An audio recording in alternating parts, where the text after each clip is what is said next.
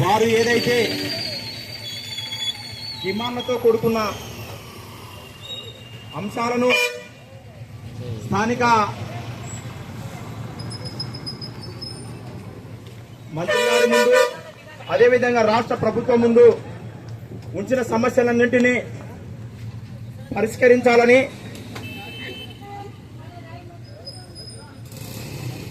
వాస్తవంగా ఇక్కడ దీక్షలో కూర్చున్న పత్రికా మిత్రులు అనుకోండి, మీడియా సోదరులు అనుకోండి, వారేమి గొంతమ్మ కోరికలు కోరట్లేదు. గతంలో మాజీ శాసనసభ్యులు గారు అనుకోండి, ప్రస్తుతం ఉన్న మంత్రి గారు అనుకోండి, ఎన్నికల సమయంలో ఇచ్చిన అదేవిధంగా రాష్ట్ర ముఖ్యమంత్రి శ్రీ యనమల రేవంత్ రెడ్డి గారు కూడా ఎన్నికల ముందు రాష్ట్రంలో ఉన్న జర్నలిస్టులందరికీ ఇళ్ల స్థలాలతో పాటు ఉచితంగా ఇల్లు,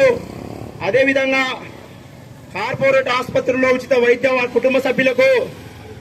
వైద్యం, విద్య కానీ వీటన్నిటిపైన ఆ రోజు ముఖ్యమంత్రి గారు కూడా ఆ రోజు ప్రతిపక్ష హోదాలో ఆ రోజు మాట ఇవ్వడం జరిగింది. మరి పత్రికా మిత్రులు, మీడియా సోదరులు అందరూ నిజంగా కాంగ్రెస్ పార్టీ అధికారంలోకి వస్తే ముఖ్యమంత్రి రేవంత్ రెడ్డి గారు ముఖ్యమంత్రి అయితే కనుక మరి నిజంగా మాకు ఇచ్చిన హామీ నెరవేరుస్తారు అని చెప్పి మరి మెజార్టీలో ఓట్లు వేసి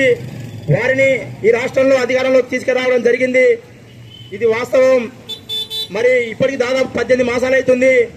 ఈ రాష్ట్రంలో అధికారంలో కాంగ్రెస్ పార్టీ వచ్చి కూడా. అయినప్పటికీ పత్రికా మిత్రులకు, మీడియా సోదరులకు ఇచ్చిన మాట మాత్రం ఇప్పటి వరకు ఇచ్చిన మాట కానీ అక్కడనే నిలిచిపోయి ఉంది. కాబట్టి ఇప్పటికైనా రాష్ట్ర ప్రభుత్వం అనుకోండి, స్థానికంగా ఉన్న మంత్రి గారు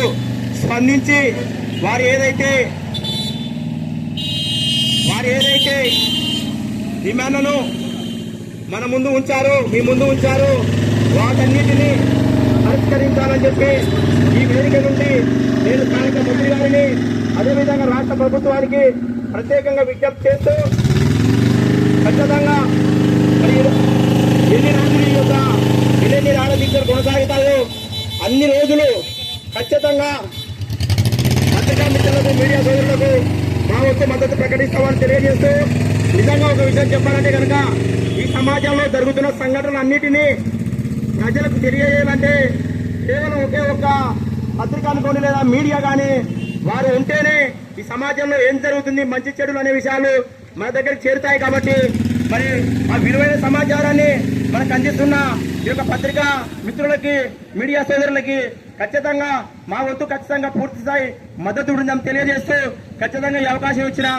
మా పత్రికా మీడియా మిత్రులకు మరొకసారి కృతజ్ఞతలు, ధన్యవాదాలు తెలియజేస్తూ సెలవు తీసుకుంటున్నా.